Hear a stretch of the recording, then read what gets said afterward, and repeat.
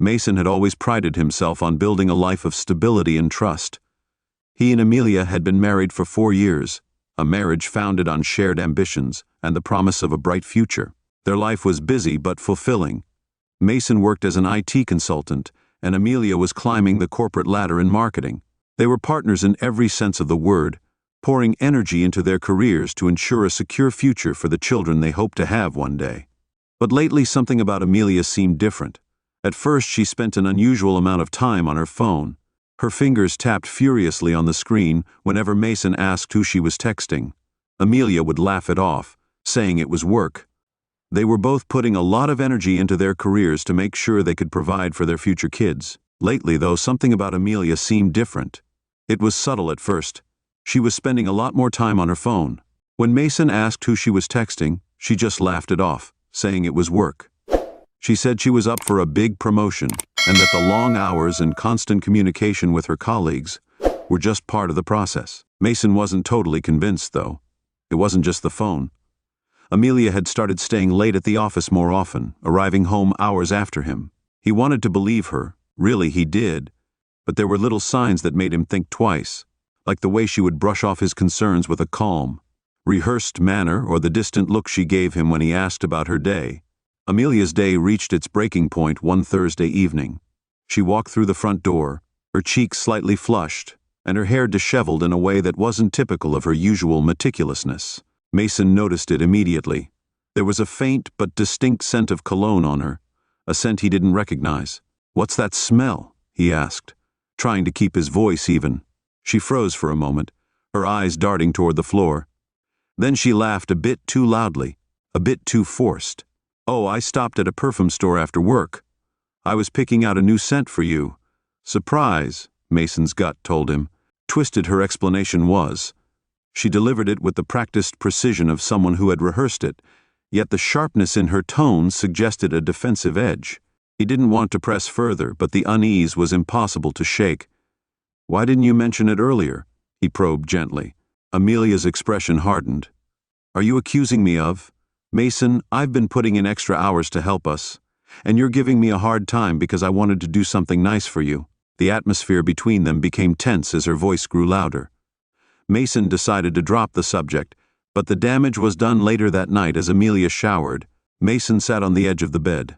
She was sitting on their bed, staring at the blank screen of the TV. Her answer may have been brilliant, but it didn't feel like the truth. That scent, that link, lingered in his thoughts like a shadow. Something wasn't adding up. The next morning, Mason sat at the kitchen table, staring at his untouched plate of scrambled eggs. Across from him, Amelia was scrolling on her phone with a cup of coffee in her free hand. The warm light of the rising sun streamed through the window, but the atmosphere was far from peaceful. The tension that had simmered the night before now felt unbearable. Mason couldn't ignore it any longer. "He said as Amelia," he began, his tone steady but gentle. "Can we talk for a minute?" She looked up from her phone, startled. "Sure, what's up?" He hesitated, searching for the right words. "Is everything okay with us? I mean, in our relationship?" Her expression flickered just for a moment, but it was enough for him to notice. It was just a moment, but Mason noticed that things seemed a little off. He pressed on, leaning forward slightly. "Is there something you're not happy with? Or if I've done something to make you feel distant, I want to know. And if there's someone else, or if this marriage is becoming a burden to you, then we should discuss it openly." Her laugh came too quickly, sharp and nervous. "Oh, Mason, don't be ridiculous." "Is it ridiculous?" he asked, his voice firmer. "I'm just trying to understand. You've been distant lately." He was cut off as she set her coffee cup down with a clatter. "Mason, you know what's wrong. I'm just trying to understand. You've been distant lately." "Yes, I've been busy with work. You're putting too much pressure on me and making me feel guilty. You probably don't like that I'm constantly busy with work, but guess what? That's life. I have a lot on my plate." "I've got a lot on my plate at the moment, and I need some space," Mason thought. He wasn't expecting this level of deflection. "Amelia, I'm not trying to make you feel guilty. I just want to know if there's something I can do to help." Mason was starting to feel like he wasn't helping. He was asking too many questions and making too many assumptions. He didn't even want to hear about it anymore. Her words stung, and the finality in her tone was like a wall slamming down between them. Mason tried a few more times to probe gently, asking if there was anything. He could have done more to make things easier for her, but each time, Amelia skillfully deflected her responses, laced with frustration and just enough logic to make him doubt himself. By the time breakfast was over, Mason felt more uncertain than ever. He watched as Amelia grabbed her bag and headed out the door. Goodbye, I kiss, feeling perfunctory, almost like an afterthought. Over the next few days, things only got worse. Amelia became more secretive, guarding her phone like a hawk and taking calls out of earshot. She'd lock herself in the bedroom or head outside to speak in hushed tones, claiming it was work. Whenever Mason asked, she also seemed to go out of her way to avoid being alone with him. She filled her schedule with errands and late nights at the office. When she was home, she was either too tired to talk or glued to her phone, scrolling endlessly. Mason felt like a stranger in his own marriage. His attempts to bridge the gap met with thin smiles and vague reassurances. Finally, one evening, as he sat alone in the living room, the weight of it all pressed down on him. He couldn't keep playing this.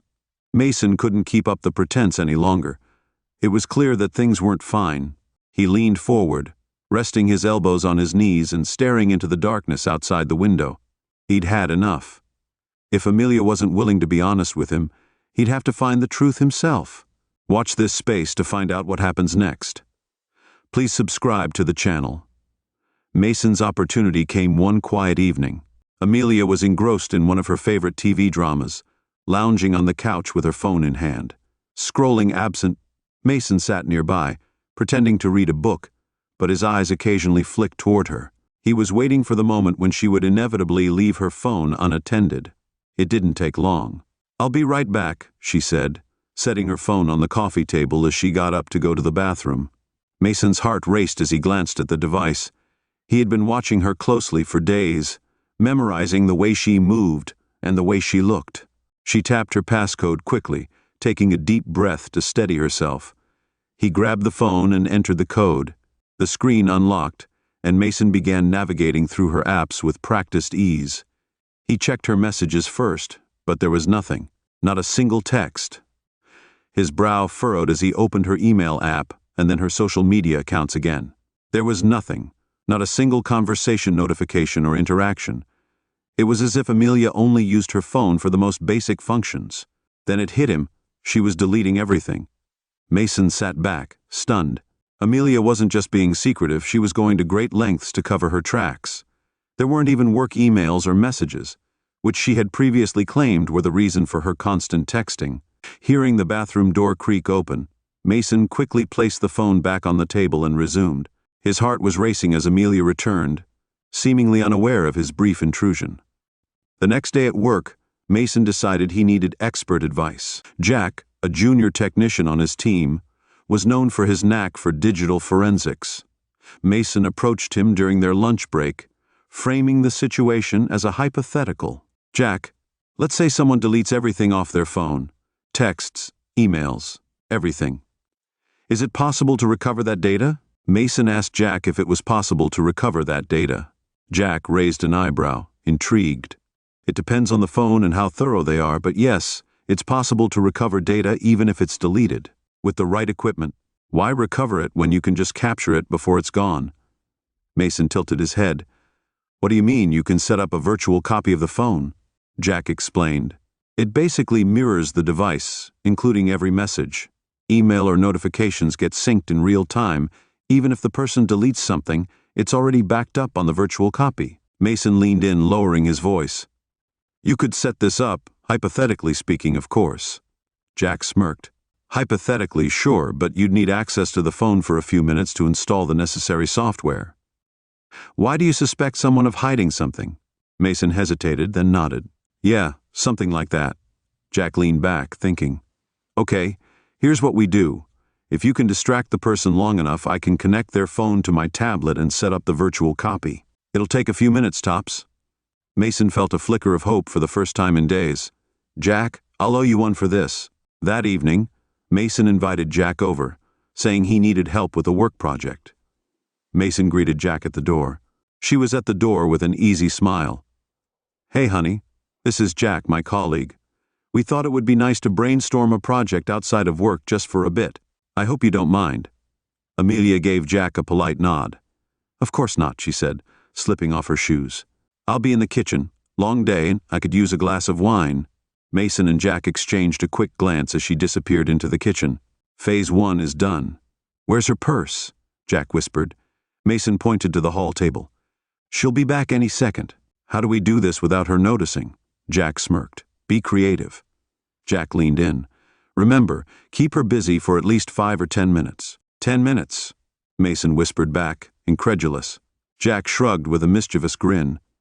What can I say? Genius takes time. Mason slipped into the room. He went into the hallway and grabbed her purse. He opened it as quietly as he could and found her phone nestled inside. He took it out and passed it to Jack, who was waiting just around the corner. Go, Mason whispered, shaking his head. Jack went toward the room like they were part of some covert spy operation. He gave Mason a thumbs up as Amelia opened the fridge to get the wine bottle. Mason went into the room. The kitchen was filled with a happy, forced casualness. Hey, you know what I've been thinking about lately? Amelia gave him a puzzled look. What's on your mind right now? She said. That's what I've been thinking, Mason replied, nodding emphatically. Absolutely, he added. Organization is key. You've inspired me with how neat you always keep your purse, Amelia said, suddenly setting her wine glass down. I thought my purse could do with a similar makeover. Mason's heart skipped a beat. Oh, don't worry about it, he said, trying to sound casual.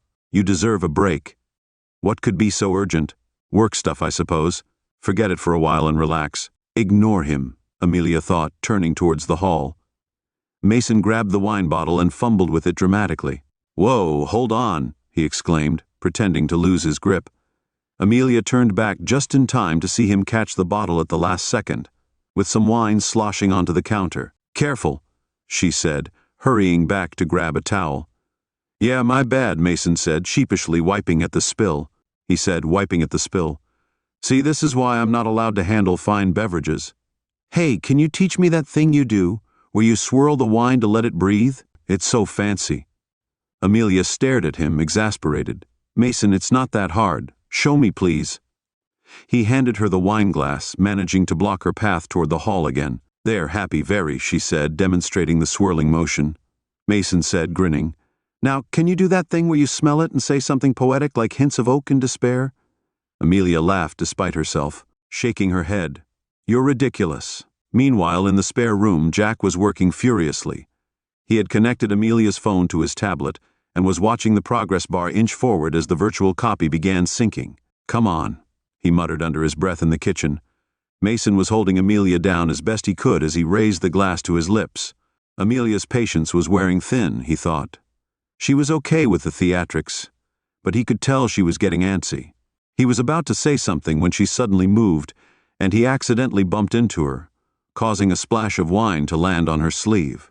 Oh, sorry, he said, grabbing a napkin and dabbing at the stain. No, it's my fault, she replied, staring at the stain. A napkin and dabbing at her arm, he said, I'm such a klutz today. Here, let me fix it. Just stop. She said, oh, don't worry about it, and went to the bathroom to clean up in the spare room. Jack wiped his brow as the progress bar finally reached 100%. He disconnected the phone and hurried to return it to Mason. When Amelia emerged from the bathroom wearing a clean sweatshirt and an irritated expression, Mason had just managed to slip her phone back in. Her handbag felt better, he said with an innocent smile. Better than you, apparently, she replied, shaking her head. You're acting so weird tonight, she told him. Me weird? Mason laughed nervously. No, just keeping things interesting, she replied. Amelia rolled her eyes and headed straight for her handbag. Mason's pulse quickened as she reached inside. Hey, how about we order Thai food? He blurted out. I'm starving, he added.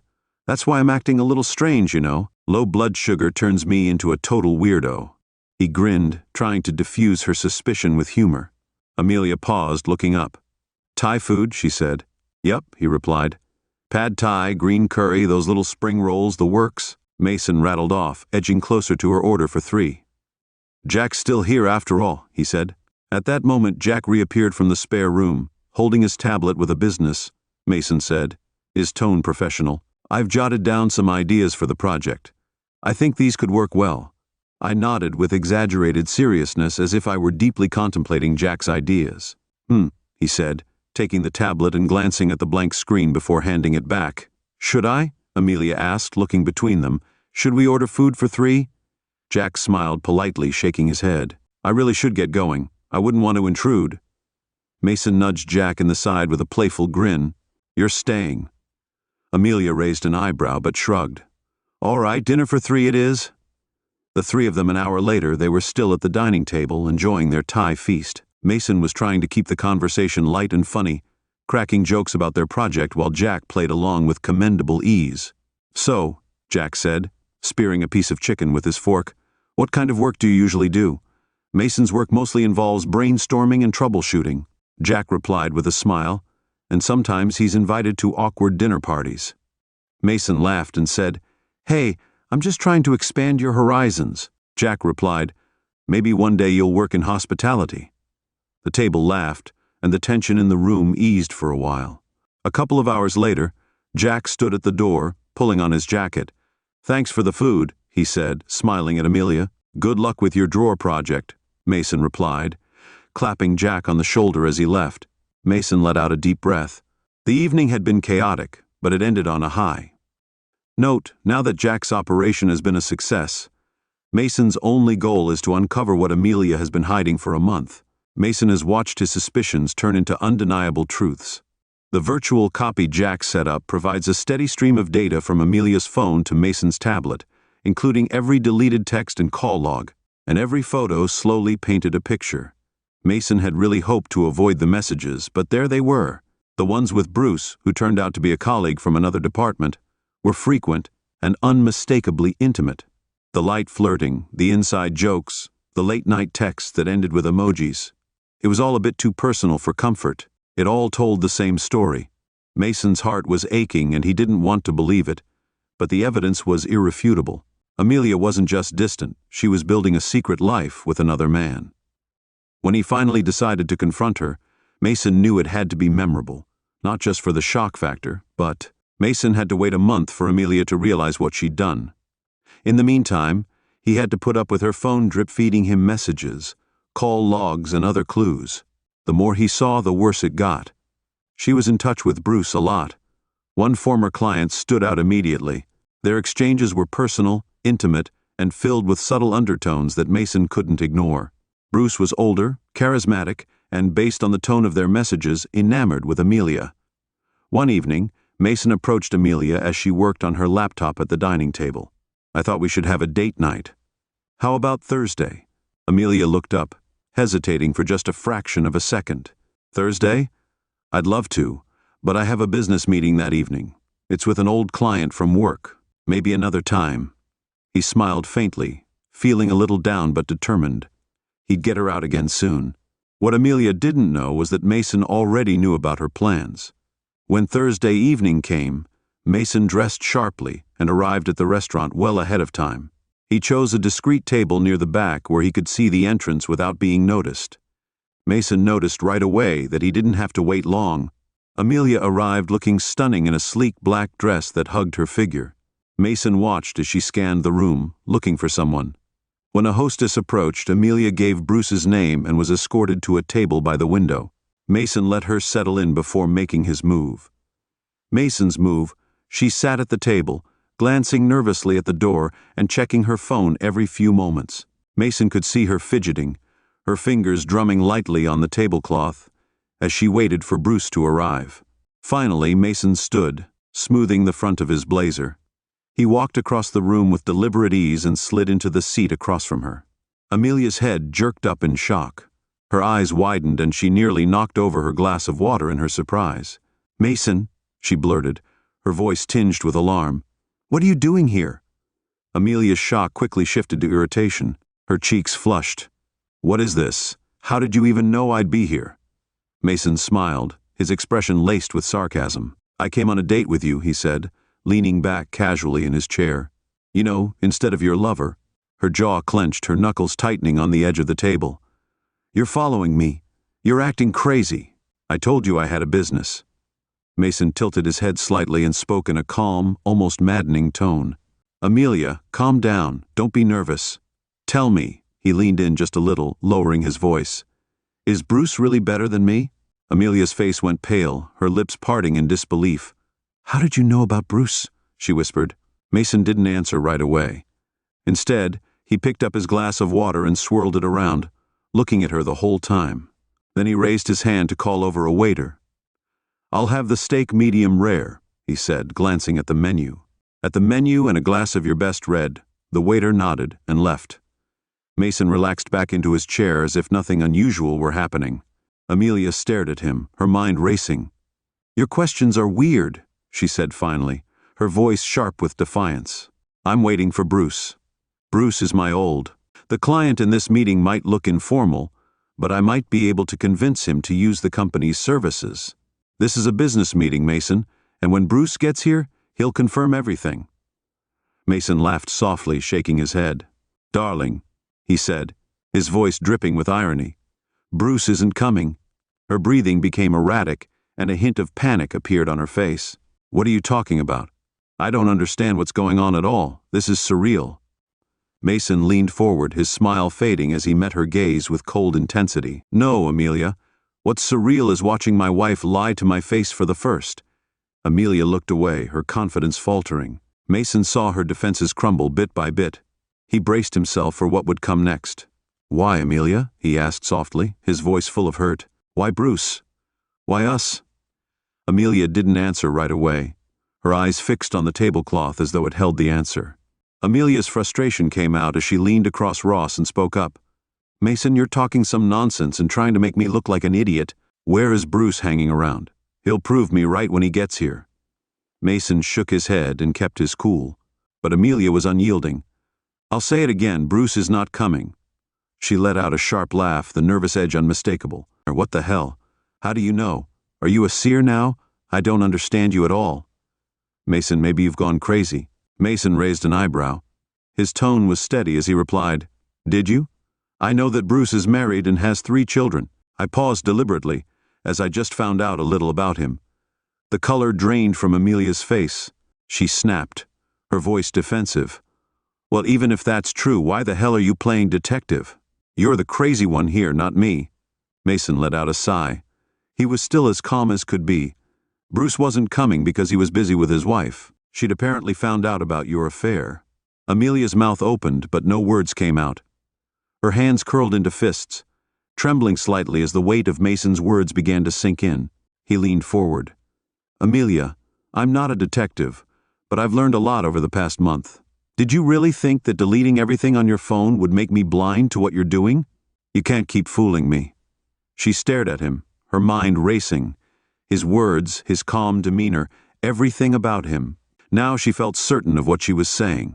"You're bluffing," she said finally, her voice cracking. "You're just trying to mess with my head." At that moment the waiter returned with Mason's steak, placing the plate in front of him. Mason thanked him with a nod and picked up his knife. "Amelia," he said calmly, his attention on slicing a perfect piece of meat, "I'm not bluffing. I know everything, and I made sure Bruce wouldn't interfere tonight. He has enough of his own problems to deal with now." Her jaw tightened. Her hand flew into her bag and she pulled out her phone. She unlocked it with shaking fingers and dialed Bruce's number. She held the phone to her ear, her eyes narrowing at Mason. But then a robotic voice said, "The number you are trying to reach is currently disconnected.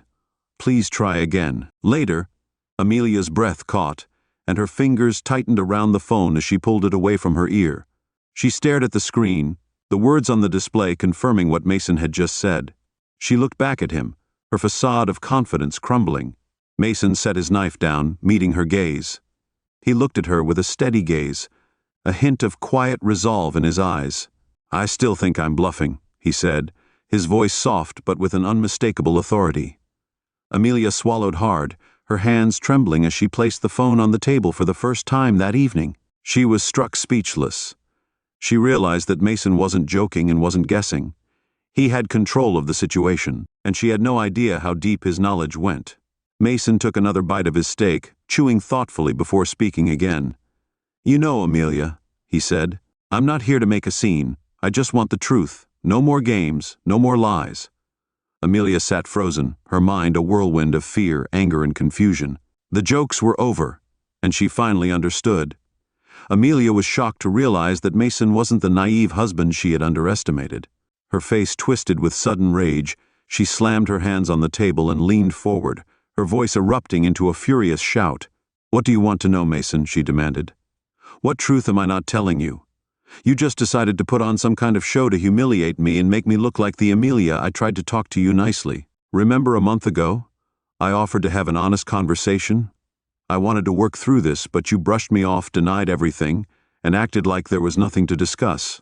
Now, when I've caught you red, Amelia, you still haven't had the courage to face the truth and explain yourself." Her eyes narrowed, her face flushed with indignation.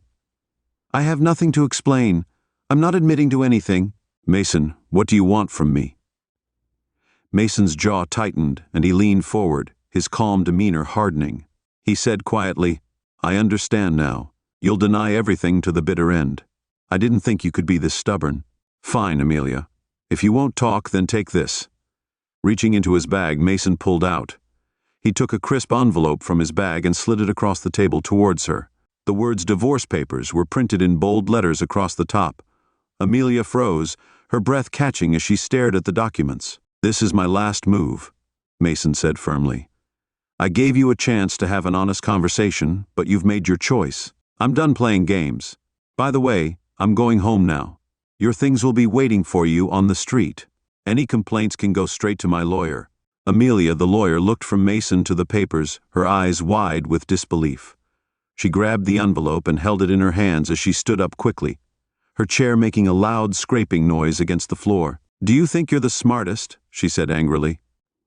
"Mason," she said, her voice trembling with fury and humiliation, "you've acted like a scoundrel, a complete monster."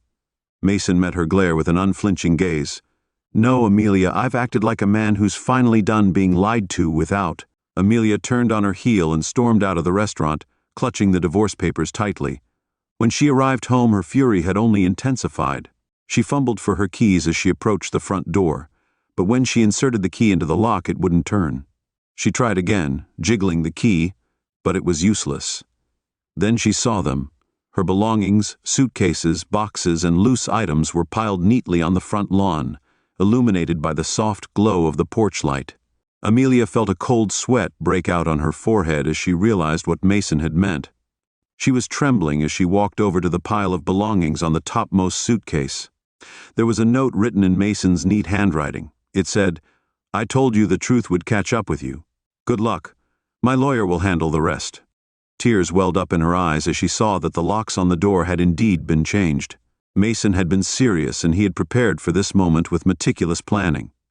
Amelia was standing there on the lawn, frozen, clutching the divorce papers. She was hit by the sheer scale of her situation. She'd put everything on the line and lost. The divorce trial was a circus, with Amelia trying to paint herself as a victim and Mason as a controlling abuser. She was spinning tales of manipulation and emotional cruelty, hoping to sway the court in her favor. But Mason had come prepared. When the evidence of Amelia's affair with Bruce was revealed, complete with text messages, call logs, and Bruce's wife backed up what he said, so it was obvious who was at fault. The court saw through Amelia's lies and her attempts to manipulate the narrative. They fell apart when they saw the undeniable proof. Bruce's wife was a key player. She was furious at her husband's betrayal and at Amelia's audacity. She gave key testimony and evidence that showed not only the affair but also the unethical nature of Amelia's actions. She also showed that Bruce was a former client of Amelia's. The company made things even worse.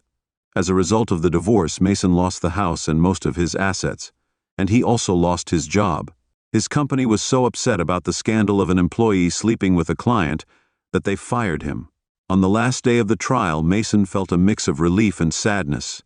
He didn't want this to be the ending, but it was the one Amelia had chosen. If she'd been honest with him that night in the restaurant, perhaps things could have ended more amicably. They could have salvaged some respect, avoided the public humiliation, and parted ways with dignity. But Amelia was stubborn. She lied, and she wouldn't take accountability. There was no room for reconciliation in the end. The truth had prevailed, and Amelia had paid the price. If you enjoyed the story, please subscribe to the channel. I wish you a great mood and good luck.